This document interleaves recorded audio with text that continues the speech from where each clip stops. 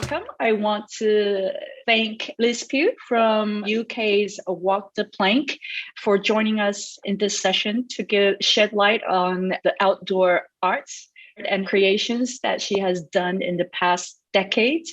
Liz has been someone that I had admired and have been in awe of since we met a couple of years back. Her works have been so diverse, working with small communities, big festivals, creating amazing spectacles. So I sort of want to pick her brain on how we can think about creating outdoor arts. Thank you, Liz, for joining me in this session. So Liz, well, let's just start off by, can you tell us about what you're doing recently and what Walk the Plank is doing recently? Walk the Plank is an organisation that has been established and making work in public space for nearly 30 years. And in that time, we have often been inspired either by place or by occasions. And work has happened in cities, in green fields, in docks and harbours, on water, on land. And it's often authored with the communities in which we're working. Not always, but often. And I think projects that are exciting me at the moment, we're all having to think differently as a result of the pandemic. And a project that was conceived during lockdown, it's called A Life in a Day, the Bridge Takeover. There's an amazing, beautiful bridge that connects Runcorn with Widnes. These are two towns on the edge of Liverpool. River Mersey flows between them. So when the local authority approached us about doing something for their year as a borough of culture, I immediately thought that the bridge would be a great place to work. It's the 60th anniversary of the bridge. It was built in 1961. Because of the pandemic, what I proposed was that we made a work that didn't have any audiences and didn't rely on a lengthy process. We often make parades and processions, and we spend weeks or months working with community groups to create work that can be part of the procession. That felt like it wasn't the most sensible thing to propose when we were in lockdown and there was no possibility of groups meeting or people coming together. So what we have proposed is to divide the day into hours and to invite people to make a crossing of this bridge. The important thing is the bridge has been closed for the last 4 years. It's been reconfigured. It will now have a great cycle lane, which it didn't used to have. And people haven't been able to cross that bridge. Another new bridge was built. They've been using that. So the idea is to invite people to cross the bridge at given points in the afternoon that correspond to decades in the life of a human being. The first hour will be the big pram push. We're inviting people who've had babies born in 2021, or people who are pregnant, or midwives, people who've conceived babies in 2021, all to make a crossing.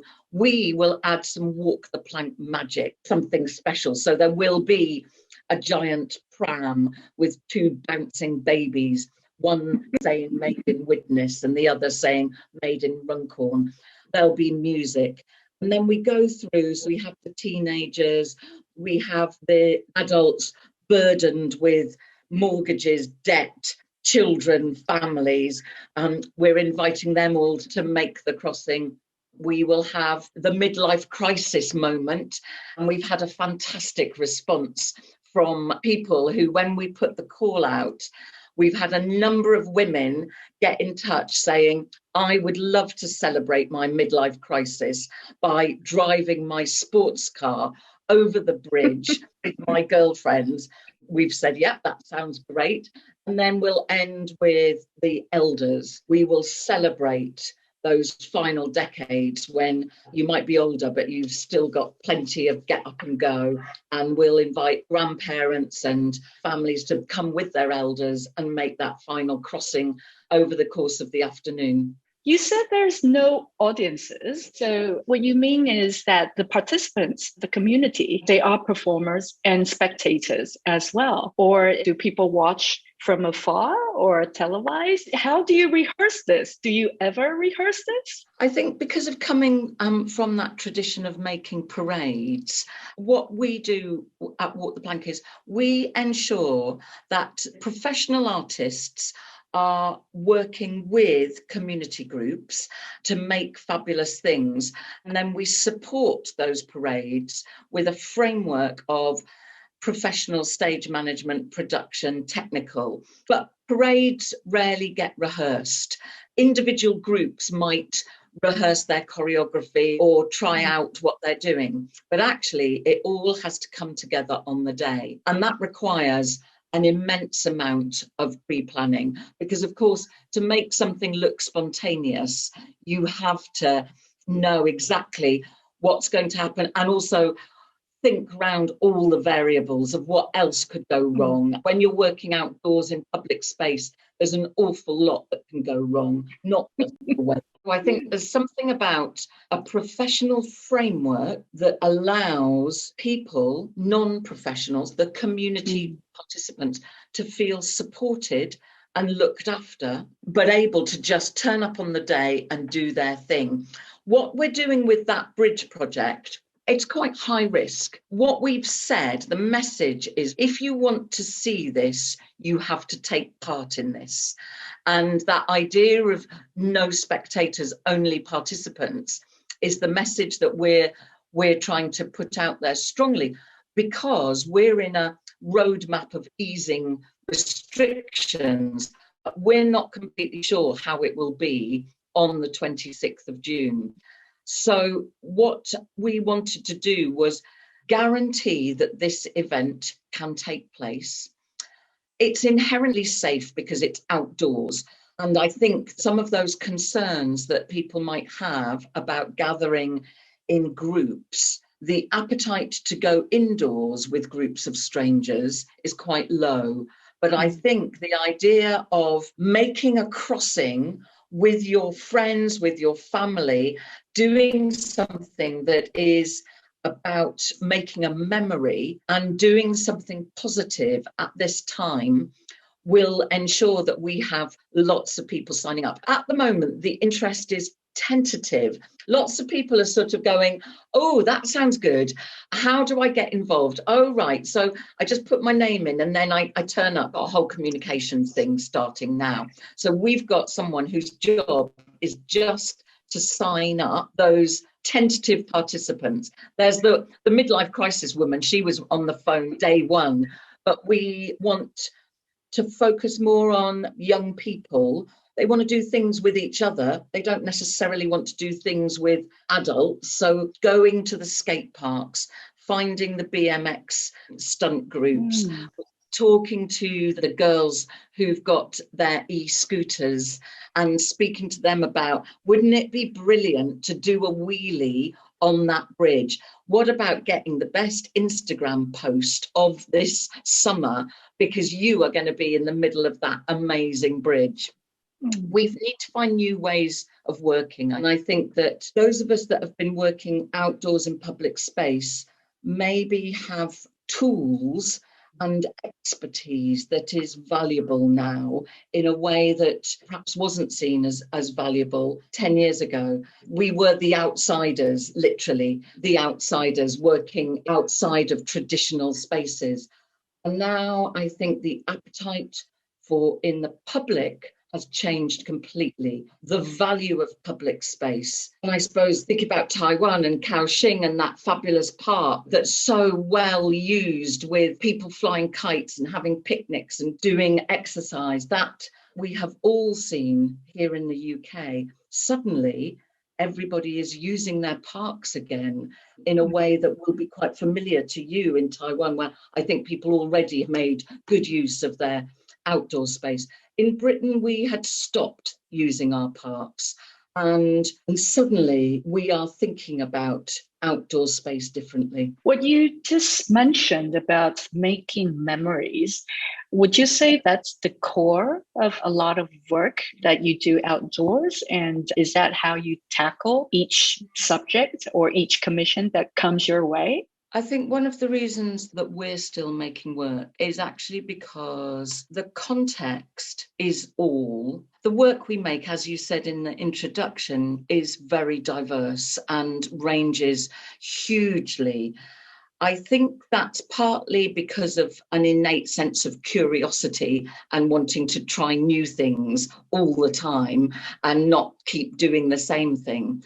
But I think there is something about reconnecting communities in ways that perhaps the 21st century has seen people become disconnected. And that's been amplified over the last year in the pandemic. I think opportunities to bring people together, that's easy to say. And what I mean by that is to really make art that matters to the people that see it or make it. And to do that means engaging with the issues that matter to that place. And sometimes that means, as artists, we need to listen rather than speak. We need to create space for those who don't easily have a voice to find ways to express what matters. Because I think that a lot of our communities are feeling fractured, under pressure and dislocated. People have left home, and home is often rural locations. Grandparents lived in rural locations.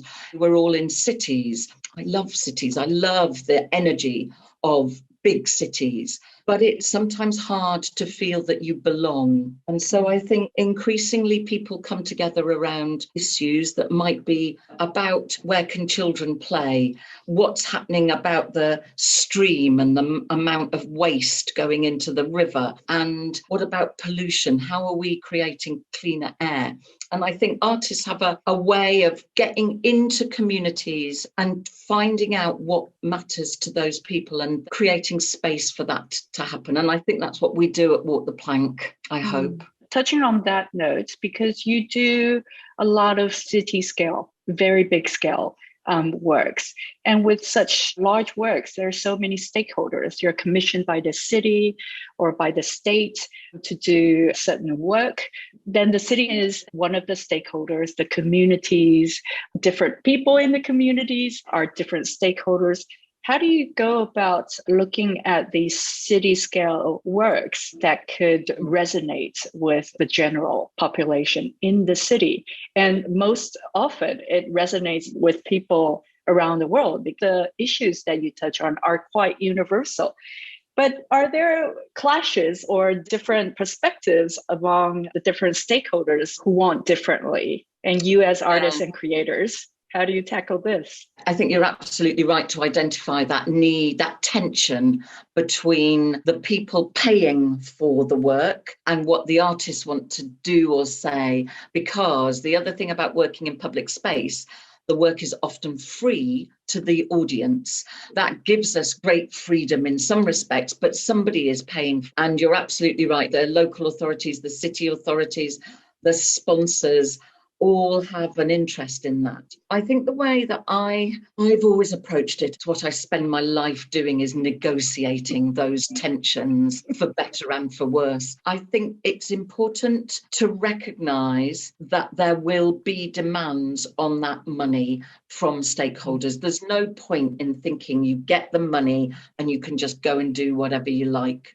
That would be irresponsible in terms of legacy. When you're making work in public space, you have to think about the artists and the people that are going to be there, who want to be there in 5 years' time or 10 years' time.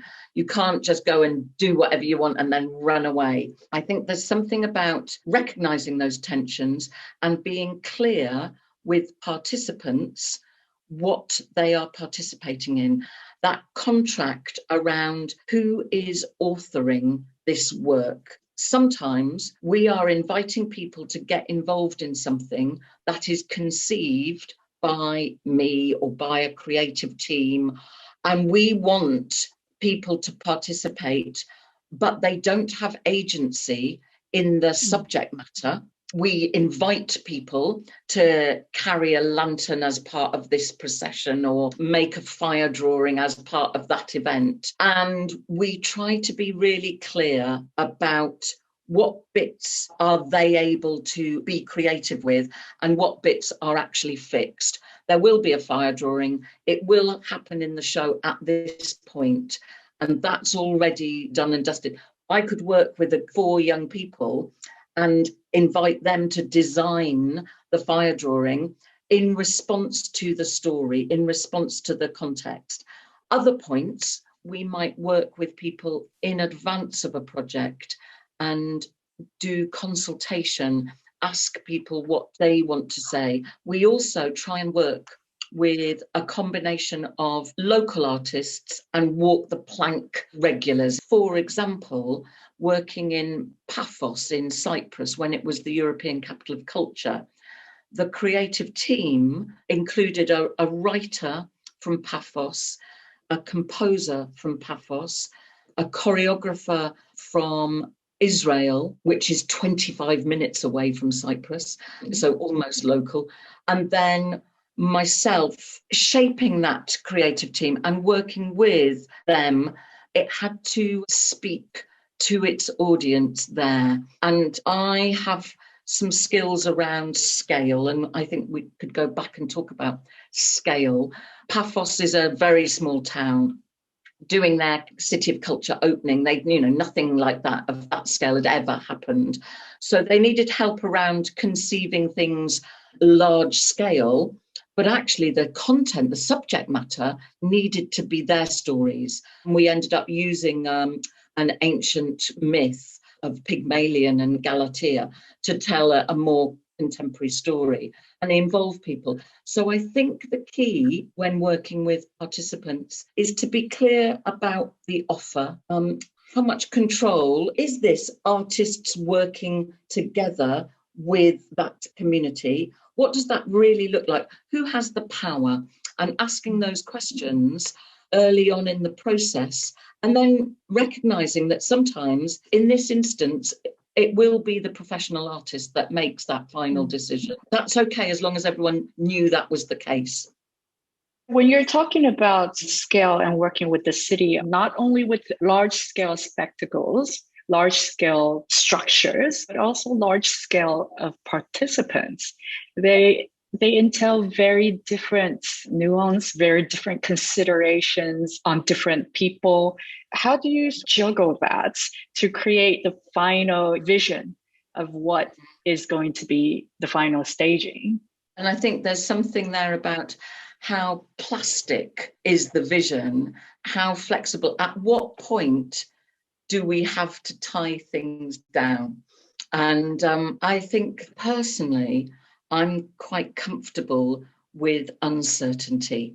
I know that there is moments when we have to start to become certain, but I think my role sometimes feels like I'm holding back the production team who want to know how many, when, doing exactly what, because for them to do their job, they have to have those key things as certainties. But my role as a creative producer is to allow space for uncertainty and to hold that space. And sometimes that requires talking about the city authorities, saying to people, we don't know yet. We will know, but we don't know yet, because we are in a dialogue with a group of residents or a group of young people who are helping shape that element. And I think building trust from those stakeholders in this process is part of my job, and is something that I would encourage young producers to be thinking about. How do you create a sense of trust, particularly if you don't have a backlog, a track record of work? How do you build that trust? And I think that's thinking carefully about how you can demonstrate that the work you've done already has been done thoughtfully, carefully, and with due consideration around risk management, governance, all of that thing. But then saying to people, actually, it's okay to not know this yet. We will look after the project. We will look after the process. But right now, we can't give you all the answers. I think I resonate with that. It's about being in constant dialogue. It's about trust with all your stakeholders and different parties.